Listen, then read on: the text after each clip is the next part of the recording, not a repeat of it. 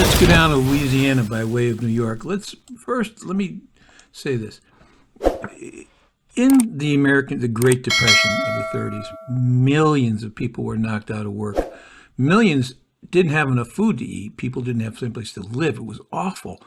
So with that said, how we took care of them, there was no Social Security yet. A lot of things hadn't been established to help people. Safety nets were almost non-existent. A lot of this was left helping people in situations like this, was left to churches and so forth. But this was a national, actually it was an international issue, but it was a national issue. And how New York City dealt with it was by doling out as much funds as they can. They get the funds from taxes. With that said, Frank Costello didn't pay taxes on his slot machines that we're going to talk about. Just bear that in mind. I hear too many good things about Frank Costello. You know, he's another hood. But anyway, Costello meticulously set up this business for slot machines as a legitimate enterprise. He went to Mills Novelty Company in Chicago, and he got exclusive rights to northern New Jersey and New York City. And they thought, fine. He set up probably in the area of 25,000 slots. Think about that. New York, Saratoga, New York City, New Jersey, northern New Jersey. He paid off a lot of people, and the police, politicians looked the other way. He recruited and paid for an army of collectors, cash collectors, salesmen to sell these things and get them in there, service crews to fix them. He even had his own force of detectives who would track down anybody who screwed with his machines, if they were stolen or whatever. These guys would go find them. His partner in this was another character named Dandy Phil Kastel. Kastel, by the way, I put a little piece on here for. Towards the end of his life, he put a bullet in his head. There's a lot more to this guy. He was a drug addict. That's how they broke him. You know, they put him in a room without dope. Anyway, he did gambling and so forth, and he was the second guy in charge here. So Costello went about setting up these slots in the really mundane but high traffic locations. You know, bus stations, restaurants, drugstores, bars were big, gas stations. And how we got around the laws of New Jersey and New York on gambling was it didn't pay out cash.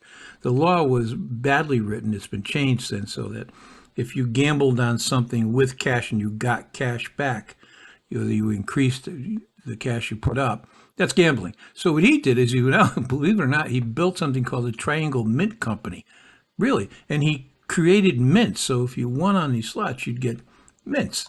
Other people may have fixed it so you got cash. That's what they did on the Eastern Shore of Maryland when slots were legal. They rigged them. But anyway, the mayor, LaGuardia, comes to power in 1933, and he comes to power on an anti-corruption platform. He's going to end racketeering in the city. He says it's killing the city, and knocking out the mob is high up on his list, but knocking out slot machines is really high up on his list. They're a visible target. It's easy. Yeah, it is true that people were broke, but of course there are some people who could afford the penny or the nickel these slots took, but most couldn't. And again, the money would have helped the city to alleviate true pain that was going on in those days. So he starts, LaGuardia, who was an incredible mayor. When the newspapers went on strike, he read the funny papers over the radio. He was really an incredible man. And I feel good talking about him. We cover, and I'm an Irish American. I try to include as many Irish American gangsters as I can in here to be fair. But we give the great Italian Americans a black eye sometimes, I feel. It's just, I grew up in a town where you were either Irish or Italian. I know these people. I love these people. My best friends are Italians that I'm still in contact with. So it's good we get somebody like LaGuardia, who's a good man, a decent man. So he begins this radio program called Let's Get the Bums Out of Town. And he sends out his police on a search and destroy mission. They're going to bust up a slot machine. No, there's no question. Go in, smash it up. That's it. Well, they take it first, and they brought it to a dock area just outside Manhattan, and they smashed it up. Some of those were found. They buried some of them. They dug a hole and threw them in the hole and buried them. They were found fairly recently. But anyway, Costello's pissed, so he goes and gets an injunction against LaGuardia. And LaGuardia took it and he said, fine, thank you very much. And he sent out more cops to bust up more machines. Costello's livid. No one's ever really faced him like this before. He turns to Huey Long down in Louisiana. Huey Long, I put a lot on here for you, and I hope you watch this till the end, was a populist governor and then later U.S. senator. If you don't know who he was, you're a young person, you should learn about him. I put on at the end of this tape you're going to watch something called his famous speech, Share the Wealth speech. And then after that is his song, Every Man a King. It's a great song, listen to it. But it's sort of, it defined his populist theory, his political theories. He wasn't all bad. He was not a one-dimensional man. He was, there are a lot of sides to this guy. He's often painted as just a thug and a thief, and it's not really true. One-Dimensional Man, by the way, do you know that book? Young people, you should know this book. It isn't really relevant anymore, but it was written by a guy named Herbert Marcuse. His daughter was my biology teacher in high school, and she led groups of us down to the post office to protest the war in Vietnam. It was the only federal building we had. And she would call the papers and say, we're going to go down and protest the war. It was a brave move. I mean, I'm against teachers interfering with kids outside of school now because I really believe teachers are just going whack job crazy in what they're teaching kids that have nothing to do with their lessons. So, but in those days, it was fairly courageous because despite what you may have heard, young people, not everybody was against the war in Vietnam. That's just not the case at all. Anyway, back to Huey Long. So Long gets $20,000 a month out of Costello for this deal. Later on, Costello gets called before the Kefauver Commission. He says it was a legitimate business that he had. Anyway, it didn't matter. He sold it to Danny Kastel. And Kastel is taking care of it. He has nothing to do with it. While he's lying about this, what he didn't know was they had wiretaps of him calling Kastel, telling do this, do that, and so forth. So anyway, watch this. Watch the stuff on Huey Long at the end of this. I think you'll find it interesting. There's some very good movies about him and his brother. One has Earl Long. It has Paul Newman in it. It came out in the 70s. It's a good movie. After that, by the way, just to lighten things up, I've got a Simpsons cartoon at the end of this for you, a little something about the Rat Pack, they're singing, performing, and then I got Gotti's lawyer arguing with the guy who turned on the mob. So anyway, enjoy. I just try to make this whole thing a package for you, okay? All right.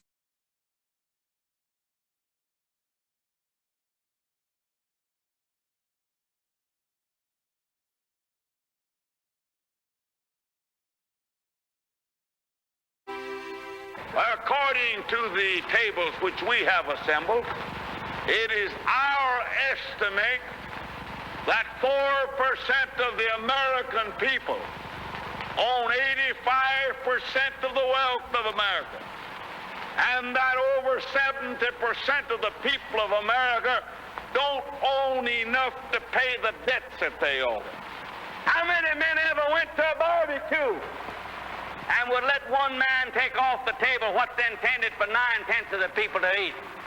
The only way you'll ever be able to feed the balance of the people is to make that man come back and bring back some of that grub he ain't got no business with.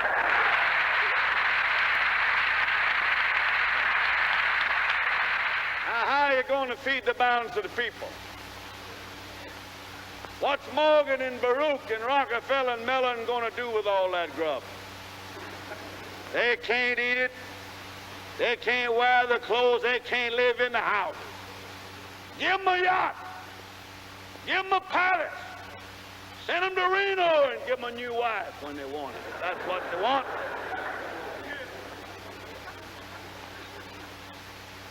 But when they've got everything on the God's living earth that they can eat and they can wear and they can live in, and all that their children can live in and wear and eat and all their children's children can use, then we got to call Mr. Morgan and Mr. Mellon and Mr. Rockefeller back and say, come back here.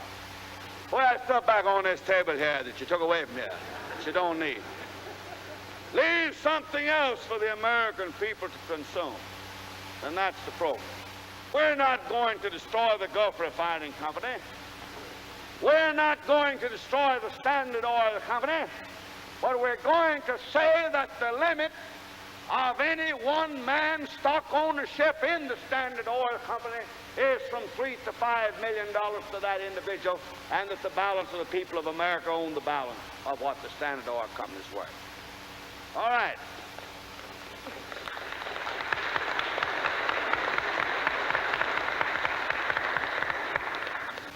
Then we start from the bottom, that the 25 or more million American families shall have a homestead, a home, and the comforts of a home, including an automobile and a radio, the things it takes in that house to live on.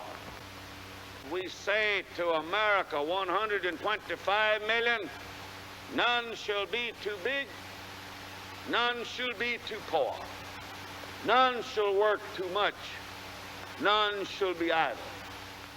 No luxurious mansions empty, none walking the streets, none impoverished, none in pestilence, none in want, but in the land blessed by the smile of the Creator, with everything to be consumed, to be eaten, to be worn, that America will become a land sharing the fruits of the land, not for the favored few, not to satisfy greed, but that all may live in a land in which the Lord has provided an abundance sufficient for the luxury and convenience of the people in general, I think.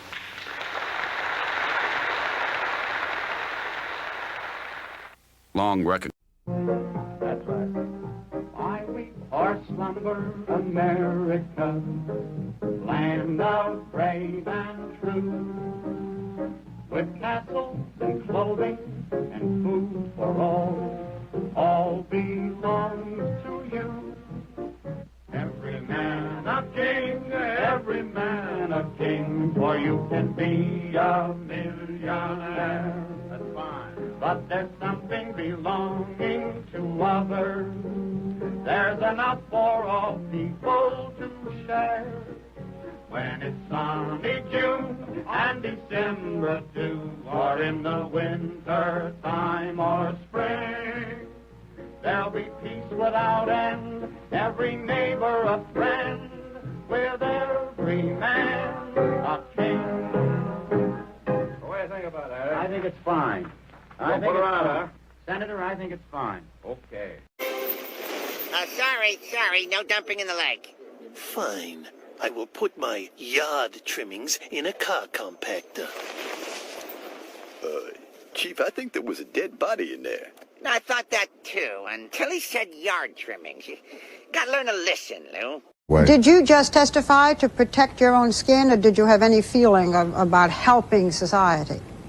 Well, I was going to be killed. That's the reason why I turned. That's a good reason. Well, that's the reason why I turned. I mean, that was a true, valid reason. Of course, the real reason, Barbara, is they don't want to go to jail. That's why Caramandi testified. He ended up doing 1.5 years in jail. He's sitting on some beach someplace while Nicky Scarfo's in the basement in Marion, Illinois. That's why they all turn. Because they don't want to go to jail. They want to keep their money, and they want to get absolution from the government. And they get absolution from the government. Well, where are you going to saw him walking around a beach with a reporter. Mr. Cutler, you think it would be better if he just let himself get killed? I'm sorry, Barbara? Do you think it would be better if he just let himself get killed? Barbara, my point is that the Caramandis of this world become government witnesses because it suits their purpose to become government witnesses. They get freedom.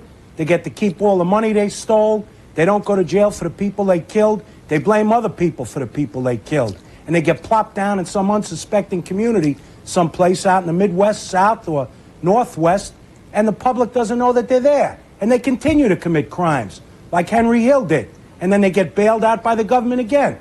They don't change, and they never will change. Henry Hill was in the film. Are you done, Mr. Cutler? Could I talk now? That's do what you want, Mr. Caramandi. Yeah, you got the government's imprimatur. Yeah, Mr. Cutler, do whatever you like. Mr. Cutler, let Mr. Caramandi talk. Right. The government doesn't treat witnesses that way. I mean, we make a deal, we have nowhere else to go. You're in jail? They don't give you... They don't, Are you in jail? You did a year and a half. So what? You did a year and a half. I've spent... Did the jury know you did a year and a half?